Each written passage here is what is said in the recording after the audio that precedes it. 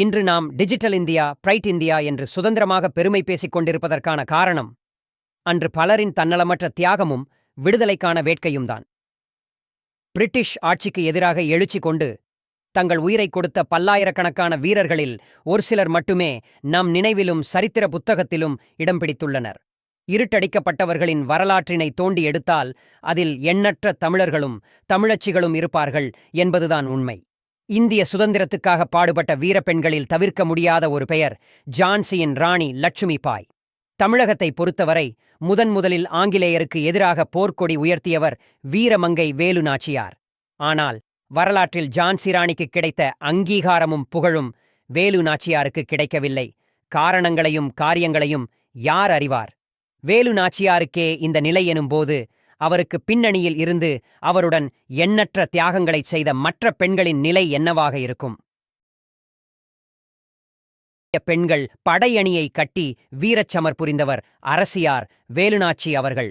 வேலுநாச்சியாரின் வளரிப்படையும் பெண்கள் படையணியும் ஆங்கிலேயருக்கு சிம்ம சொப்பனமாக இருந்தவை. வேலுநாச்சாரியின் வளரி படைக்கு தலைமை வகித்து தமிழர் வீரத்தை உலகுக்கு பறைசாற்றியவர் வீரத்தாய் குயிலி. தாழ்த்தப்பட்ட சமூகத்தில் பிறந்தவராக இருந்தாலும் நம்பிக்கைக்குரியவராக வீரத்துடன் செயல்படுகிறவராக இருந்ததால் வேலுநாச்சியாரின் மெய்க்காப்பாளராக நியமிக்கப்பட்டார்.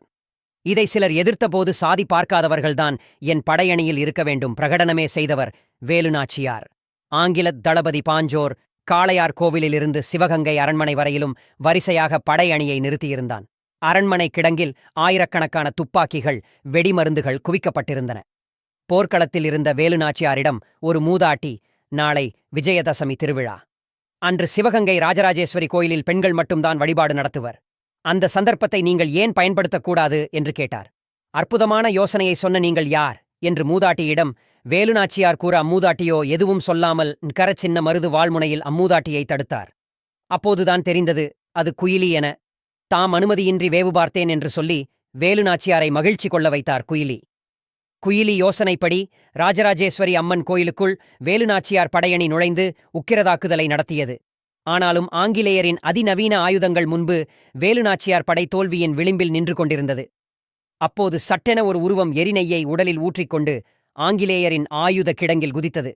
அப்படியே அந்த கிடங்கு வெடித்துச் சிதற அந்த உருவமும் வெடித்து சிதறியது.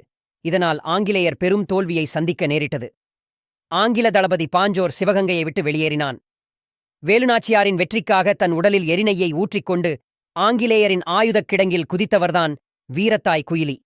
ஆம், உலகின் முதல் தற்கொலைப்படை போராளியாக சரித்திரத்தின் பக்கங்களில் பிறப்பெடுத்தார் வீரத்தாய் குயிலி.